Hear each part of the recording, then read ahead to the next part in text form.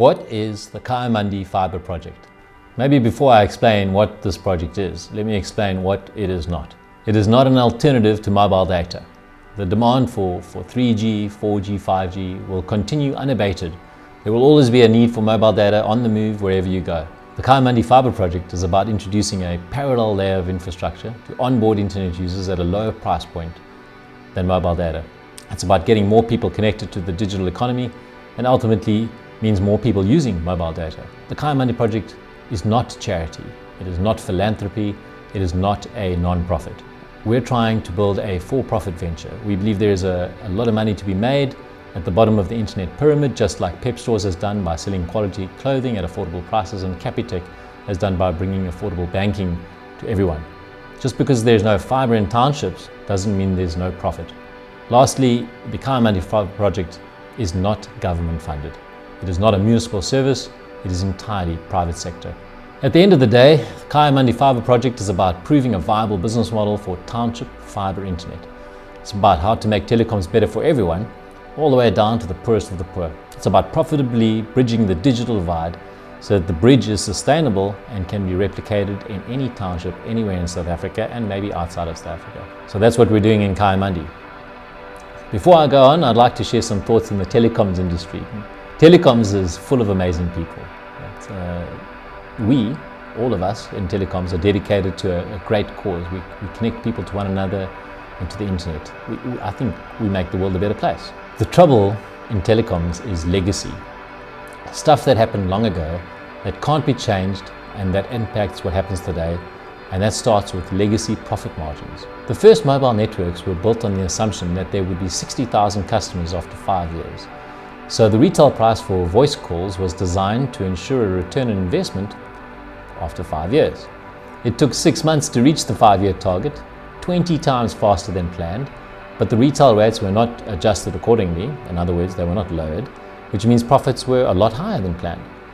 That was great for fueling ubiquitous mobile network coverage, but ultimately bad for consumers because shareholders of mobile operators simply can't decouple their profit margin expectations from the heyday of mobile growth.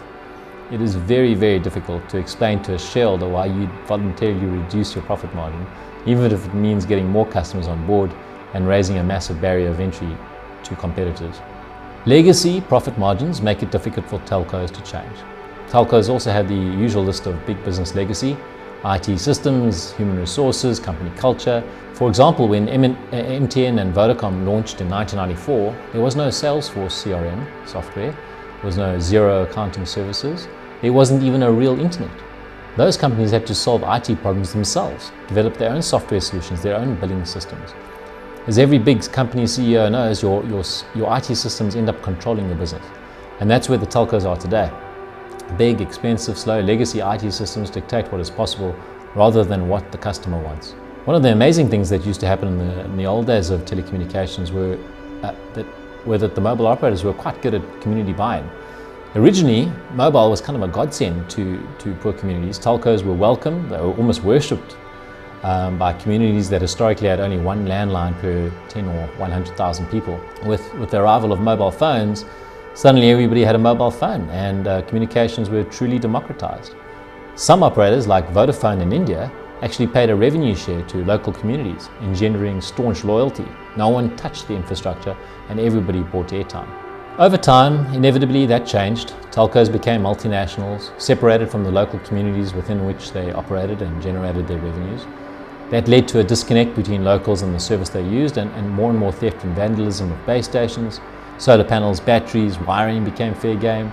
Operators were forced to spend more money on security, maintenance, replacement, and they passed these costs on to users via higher retail rates, which in turn engendered even more dissatisfaction.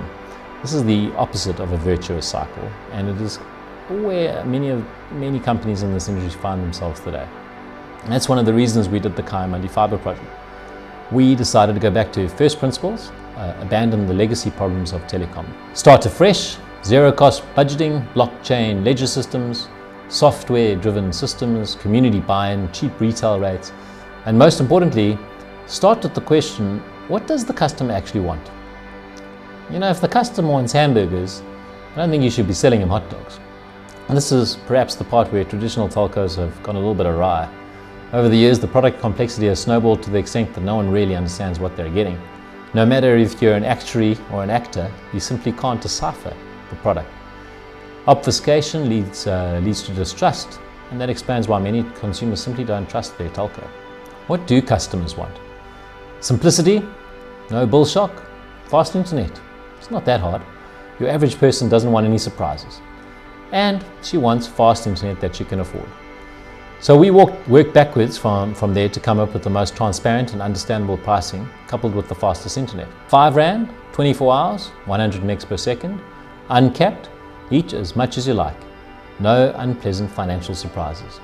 In other words, you can sit on your couch and for 5 Rand, you can stream YouTube for 24 hours non-stop. Now, how did we make that work?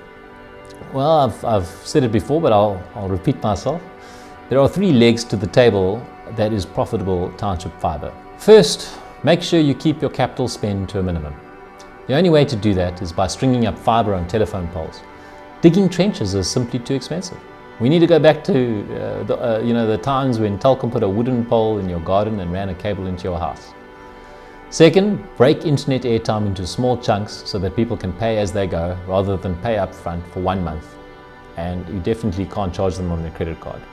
To do that, we built a blockchain wallet called VulaCoin, and that allows people to swap real-world currency into time-based units that can be easily transferred and redeemed. Third, you must make the product time-based, not quantity-based. What I mean by that is you have to sell hours and days, not megs and gigs. Why is that? Because the average person simply can't measure how much data she is using. She can only measure how much time she is using. Think about it. How do you know how many megs are being used when you're watching a YouTube clip or reading a Daily Maverick article or scrolling through Twitter? You can't know. How do you know how much data is going out of your wallet? And if you can't know, you can't trust how much time and money you're spending. Time-based data is the only way to avoid unpleasant surprises and build trust with users. Aerial fibre, pay-as-you-go billing, and time-based data. Those are the 3 legs of the table that enable profitable township fibre. That's what we've brought to Kayamandi, a township of almost 100,000 people outside of Stellenbosch in South Africa. So where is the Kayamandi Fibre project today? We broke ground on the 1st of August 2022, and just over 3 months later, almost 3,000 homes in Kayamandi have fibre in the home at an average speed of 100 megs per second. One of the biggest problems we've had is load shedding. When Eskom switches off the power, the home routers that broadcast our Wi-Fi stop working. So people don't buy vouchers, which means there's less revenue, and less revenue is bad for a business. Luckily, we found a Swedish company which has developed an amazing fibre product that can also transmit electricity. That means that technically we can power up outside Wi-Fi access points on our poles without having to install solar panels and batteries on the poles. And both of those things cost money and ultimately would make for a more expensive product. And now we're working to develop a solution for power over fibre into the home, thereby alleviating the need for actual residents to power their own router. If we can solve that problem, the township fibre network will operate independently of the electricity grid. Load shedding? No problem. You can still surf the web, you can do your homework online, you can work remotely, you can entertain yourself with music videos, the community benefits, and the network generates uninterrupted revenues.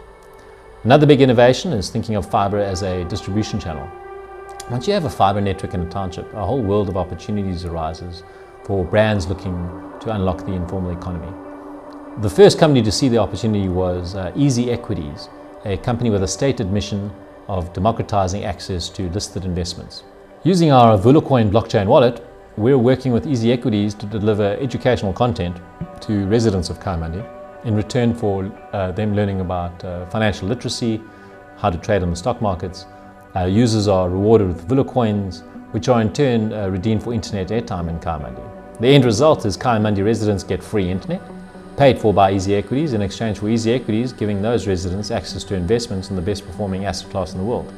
Easy Equities gets more customers, Kayamandi residents get more internet, our fibre network makes more money, and the community actually receives more revenue share. Everybody wins. And this is just the beginning. A lot of people ask me the question, why did we do the Kayamandi Fibre project?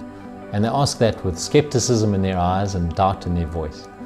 Why? Why take so much risk? Why risk so much money? Why tackle a problem in a space that is so notoriously difficult to operate in? Township infrastructure is not for sissies. And then why would you share your model with the world? I mean, why are we telling everybody how we did it and what our secrets are? Why would we disclose the lessons learned and pass on all that IP that makes it possible? Now, I've thought about it long and hard, and there are many reasons why we're doing what we're doing. There is an opportunity to make money. There is an opportunity to build a global business and export our solutions to the rest of the world. There's an opportunity for a life of adventure. But when it comes right down to it, there's only one reason for doing the Kayamandi Fibre project for me, and that's my children. If you think about it long enough, you realize that an unfair country is the same as an unlivable country. Inequality always leads to revolution, and revolution is not so much fun. The French Revolution led to 20 years of terror and ended with Napoleon and a continental war and millions of people dead. The Arab Spring, which started in 2010, look at where those countries are now. It's not so much fun, and there seem to be a lot of people trying to get out of those countries and get into other countries. Revolution, it's not so good. Evolution, a lot better. Decide where you want to be, then take slow incremental steps to get there. In South Africa, that means starting now, today, right away. We probably don't have much time left. Look around. Do you think the government is going to deal with inequality? Do you think the government is going to fix the education system, create jobs for everyone? Is the government going to save us? And the answer is no. We have to save ourselves. Every single decent human being living in South Africa needs to do his or her little bit to make a positive future for our country and for our children. Personally, I think internet access makes a difference. It bypasses the government for things like education. Instead of waiting for the Department of Basic Education to miraculously fix our schools, we can put our kids on the internet and they can learn online from the world's best teachers and from an infinite pool of knowledge that not even the best schools in the world can match. The same for the economy. If we don't grow the economy, there won't be enough jobs. Parents won't be able to feed their kids. The good news is we don't need to fix the economy or create a new economy. We already have an untapped economy, the informal economy. In my opinion, which might be wrong, bringing affordable fibre into 14 million homes and townships around South Africa will unlock the potential of the informal economy. It will unleash entrepreneurs living everywhere, artists anywhere and everywhere, remote working job opportunities and outsourced call centre jobs. It will unleash an economy that is already operating under the radar, and that economy can perhaps save South Africa. A fast internet access in townships will create jobs, take away boredom, feed families, and maybe, just maybe, township fibre can contribute towards a future where South Africa has a fairer society and equal opportunities for everyone. That's why we're open sourcing the playbook for the Kayamandi Fibre project. That's why we're disclosing exactly how we did it. We're publishing for free on the internet to anyone who wants to copy it and anybody who wants to improve upon it. And why invest so much money of our effort, reputation, money into such a risky venture only to share our secrets with the world? Because we don't have time for one company to deploy fibre across 15 or 14 million homes in townships across South Africa. We just don't have the time. The deadline for the United Nations Sustainable Development Goals is 2030. Goal number 10, reduce inequality. If we want to meet their deadline, we have less than 8 years. The only way to have a chance of bridging the digital divide in the next 7 to 8 years is if everybody starts together, lots of infrastructure companies and ISPs and banks all over the country working in parallel, deploying township fibre. That's why we're open sourcing our playbook. It will include everything about how we achieved community buy-in, to the service level agreements required for subcontractors to build at the right quality, at the right price metric, to awareness strategies to maximize uptake and revenues to make these networks profitable, to the financial models required by the banks to provide debt funding. Hopefully, from our next year onwards, and I'm just really hoping by 2023, there will be fewer excuses and more fibre across townships across South Africa. I mean, our motivation is selfish, to be clear. Our motivation is our kids. Maybe township fibre can play a part in a better future, maybe not. All I know for sure is that inequality is unsustainable. Digital inequality is a form of apartheid, haves and have-nots. Discrimination based on whether you're online or offline. My kids will one day ask me, what were you doing about digital apartheid? My answer will be the Kayamandi Fibre Project.